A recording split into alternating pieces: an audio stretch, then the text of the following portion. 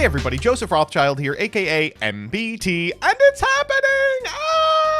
I think it's happening. So a couple of days ago, A-Drive made a weird cryptic post that is actually not particularly cryptic. First letter of each word. And then a couple of days later, made some posts on his Discord which implied that Tcgplayer is finally going to start hosting Elestrals cards. That's going to happen on the 28th, which is 3 days from now. And I know a lot of individuals had two main concerns when it came to playing the game. Firstly, that there's no online client, which there will be by December 1st apparently. And secondly, that it's too difficult to get the cards. Purchasing sealed product from Elestrals.com, which of course can be made cheaper using my affiliate code, wasn't cutting it. Sure, you could always hop onto the Elestrals Marketplace Discord, but people wanted a modern purchasing experience, one you could only get from Tcgplayer.com. So as the day approaches on the 28th, I think you all are going to be sitting in front of a whole bunch of pieces of cardboard and thinking to yourself, what the hell am I actually supposed to buy? Well, don't worry. Your old pal Joseph's got a checklist of exactly what you'll need in order to start enjoying Elestrals immediately. Now, before I get into the individual singles, I want to be very clear. What I'm about to tell you is a best practices for picking up commonly played cards. But you can't just smash all these cards together into a deck list. It will always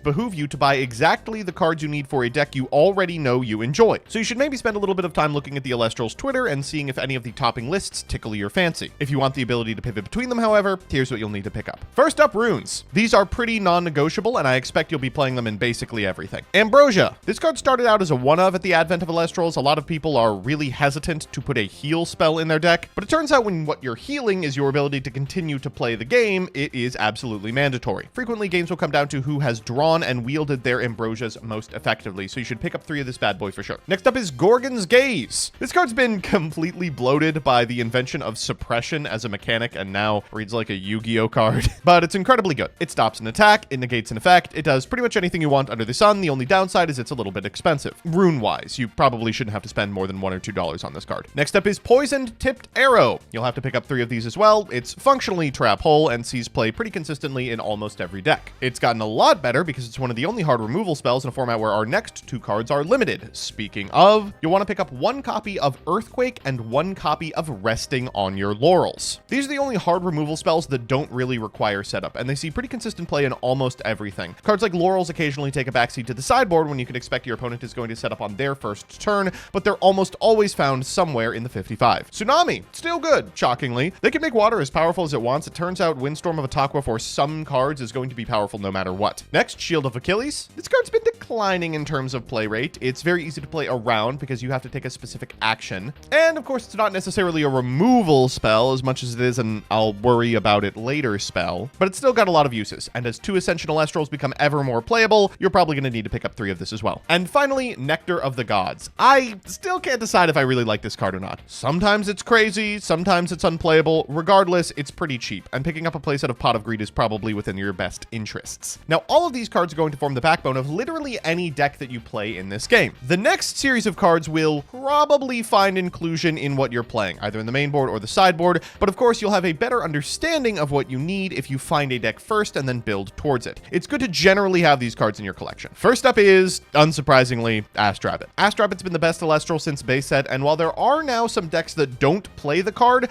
they are pretty few and far between. It turns out duality on a defensive body is incredibly powerful, and as removal spells become less frequent, not only is this card less threatened by cards like Earthquake, it also is one of the few cards that can help you find those one-ofs. Next up, we've got our new GOAT, Edward. Eddie's fantastic. He's sort of a removal spell, especially for Astrabbit specifically. He doesn't target, which is like super annoying. And even if he eats a removal spell, you feel pretty good about the exchange because he's likely already cashed in. Can't talk about my main man Edward enough. I love him. And you will too. After that, we've got, and I'm sorry we have finally hit this point, the first expensive card you'll probably have to fork over some cash for, Lavalith. Lavalith is one of the only expensive cards in Elestrals. At the time of making this video, he runs about $10 to $12, depending on who you're purchasing from, which is annoying because he was $10 to $12 before the limit, and then the limit happened, so you would think more copies in circulation mean he goes down, but he didn't, because it turns out a lot of people were just foregoing him entirely because they didn't want to spend 36 bucks on a playset, but they would spend $12, so demand actually went up. It's annoying. Regardless, this card is incredibly powerful. You can still make an argument that he's not worth the investment in terms of 2 Vipyro in your Spirit deck, but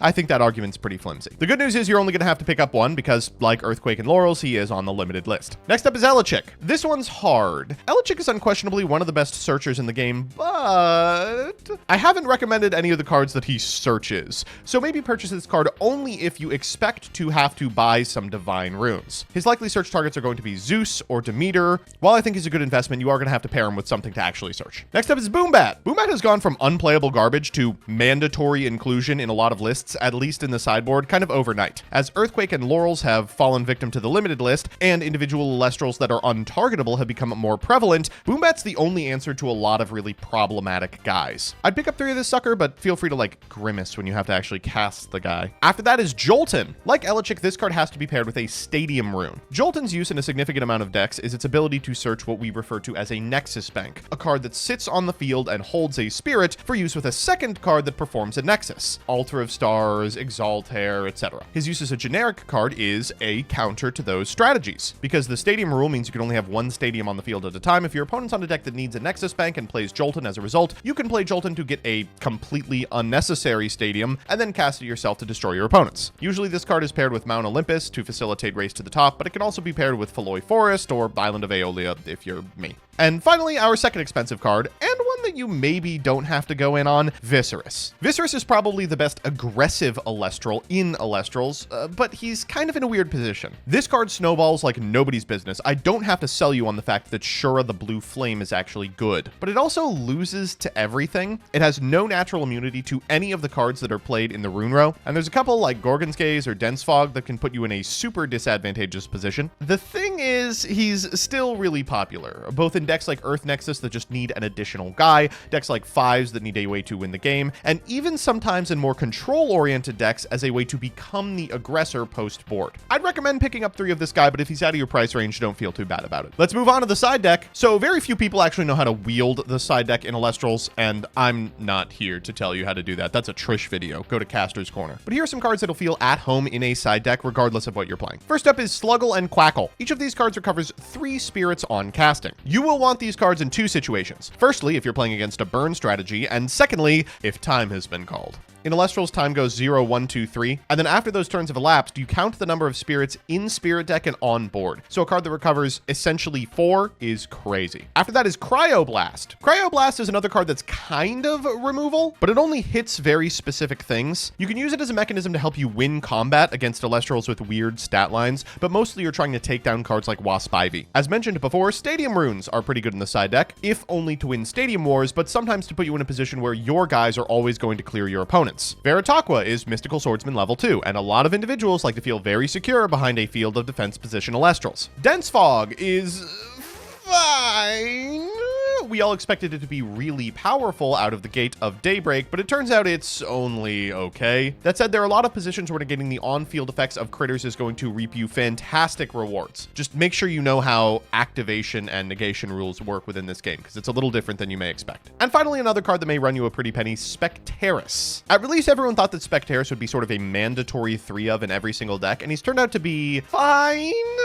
There's a lot of dudes with death rattles that he does actually check pretty effectively, but there's also a lot of dudes that just have 5 defense that he can't really get over. Add to that the fact that, like Viserys, he kind of loses to every piece of back row in the game, and unlike Viserys, he doesn't snowball into a victory, and he's like good against strategies that are looking to float. Like if you see a foamy, this is a fine board plan. Next up, let's talk about spirits. This one's easy. Spirits are going to cost probably about a penny a piece, with the exception of maybe Owloon, so you should probably pick up 15 to 20 of each spirit, and then you'll never have to worry about him again. And then finally, the high end. So if you're looking not only to pick up singles, but also flex on everyone at the store, here's what you're going to have to do. First up, the highest of the high end is going to be Stellars. For each card that's been given a Stellar, there are 99 total prints of the card, each individually marked with a different foiling, different art, and a little number in the corner. Be careful when you're buying Stellars. Each individual Stellar has to be registered on the Elestrals Stellar site so that people know it hasn't been stolen. So ensure you're buying a legit one when you do. If you're a little broker of a boy, check out Reverse Stellars. These have a different foiling pattern than serialized stellars. Usually only the critter is going to be the foiled part, and it's non-serialized. These run like a quarter of the money that a stellar would. Under that, we've got full arts. Full arts are guaranteed at 1 per box, but there's no guarantee that the super rare you pull is the one that you want.